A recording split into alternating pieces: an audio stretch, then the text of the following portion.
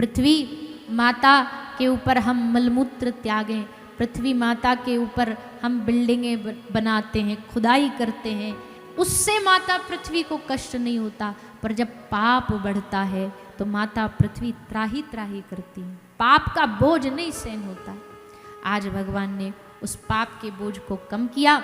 माता पृथ्वी प्रसन्न हो गई, देवता फूल बरसाने लगे, ढोल नगाड़े बजने लगे और भगवान ने कारागार में जाके अपने माता पिता वसुदेव देव की, भैया कौन कहता है कि भगवान जीवन में आ जाएंगे तो दुख दूर हो जाएंगे। ठीक है, शक्ति मिल जाएगी, पर भगवान के माता पिता को देखो आप कितने कष्ट सहन करें।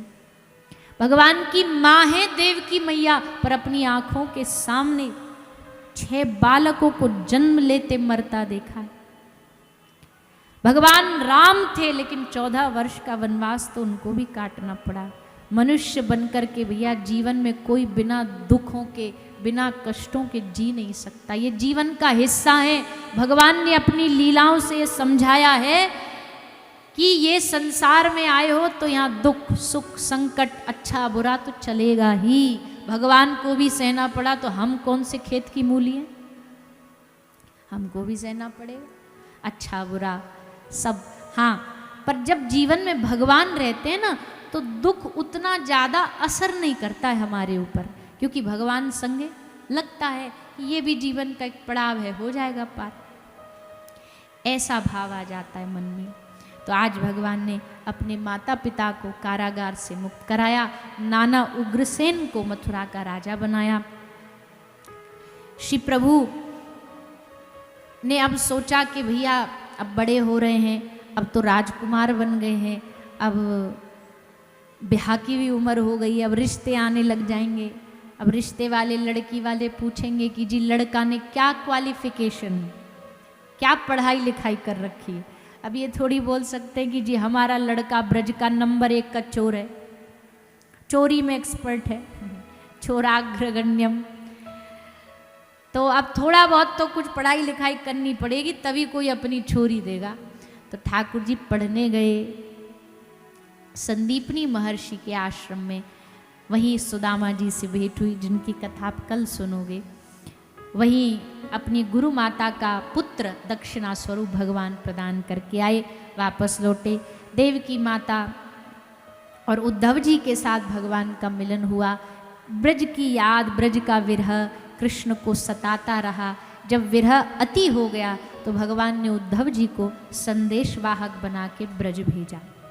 उद्धव जी ब्रज आए दूत बन करके ब्रजवासियों को, गोपियों को तसल्ली देने के लिए। ये प्रसंग भी बड़ा अद्भुत है, पर हम सब प्रणाम करते हुए इस प्रसंग को, उद्धव जी आए थे समझाने के लिए पर समझ के गए। ब्रज बहुत लोग आते हैं ज्ञान देने के लिए, पर जब उस ब्रज की माटी को छूते हैं ना और ब्रज का प्रेम देखते हैं तो उन्हें समझ आता है कि प्रेम से बड़ा कुछ भी नहीं है। गोपी ने कहा ये तो प्रेम की बातें हैं उधो, बंदगी तेरे बस की नहीं है। यहाँ सरदे के होते हैं सौदे, आश की इतनी सस्ती नहीं है। प्रेम सबकी बस की बात नहीं है भैया, ये बिरले हृदय होते हैं जो प्रेम को संभाल पाते हैं। हम तो ये भी कहते हैं पूजा करना तो आसान है, प्रेम करना सबसे मुश्किल है। प्रेमी कभी पूजा करे ना करे फर्क नहीं पड़ता, पर उसका प्रेम ठाकुर जी से इतना होता है कि एक क्षण भी वो उनके बगैर रह नहीं पाता है। ब्रजवासियों ने पूजा करना नहीं सीखा, ब्रजवासियों ने प्रेम करना सीखा। अपनों की पूजा थोड़ी होती है, अपनों से तो प्रेम होता है। ब्रज के लोगों ने कन्हैया से प्रेम किया, गोपियों ने प्रेम किया, भ्रमर गीत गाया, सुंदर मिलन हुआ उद्धव जी का। उद्धव जी ने कहा प्रभु अब हमको इस ब्रज को छोड़ना नहीं है, हमको ब्रज में ही वास दे दो। ब्रज का ही कोई पेड़ बना दो, ब्रज का कोई बानर बना दो, ब्रज का कोई हमें फूल बना दो, ब्रज का कोई पत्ता बना दो, ब्रज का कोई हमें चरणों की गोपियों की धूल बना दो, पर ब्रज में ही रखो। तो ठाकुर जी ने कृपा करी। आज भी उद्धव जी महाराज ब्रज में विराजते हैं गोवर्धन में। गोवर्धन में एक स्थान है कुसुम सरोवर, जो लोग गिरिराज जी की परिक्रमा किए होंगे उनको पता होगा। कुसुम सरोवर पर बड़ा सुंदर स्थान है। वहाँ पे उद्धव जी गुल्मलता बन के आज भी विराजते हैं। वहाँ कथा होती है और उसको श्रवण करते हैं।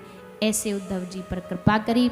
इधर कंस मरा तो कंस के ससुर जी जरासंध ने आकर के मथुरा पर 17 बार आक्रमण किया। भगवान हर बार उसे हराते गए। अंत में भगवान ने सोचा कि चलो अब स्थान बदला जाए।